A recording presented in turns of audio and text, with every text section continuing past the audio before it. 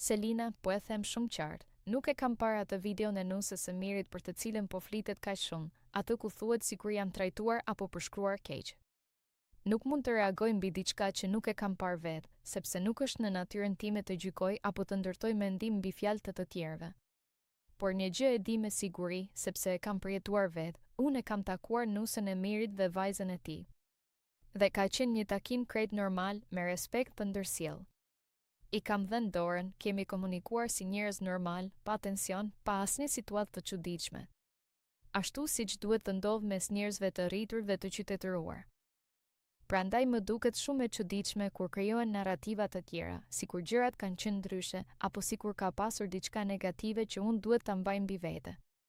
Nuk është e drejtë të ndërtohen histori mbi supozime apo mbi gjëra të paqarta, sidomos kur realiteti ka qenë krejt ndryshe.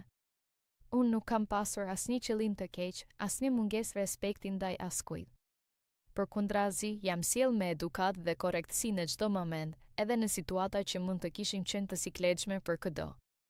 Nëse dikush ka diçka për të thënë, le ta thot hapur dhe me fakte, jo me aludime apo me versione që nuk janë të verifikuara. Sepse është shumë e lehtë të flasësh nga jashtë, por është shumë më e vështirë të jesh korrekt me të vërtetën.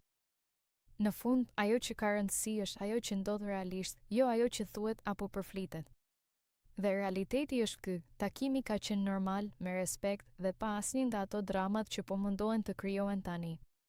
Prandaj, para se të gjykohet, le të shihen gjërat siç kanë qenë vërtet.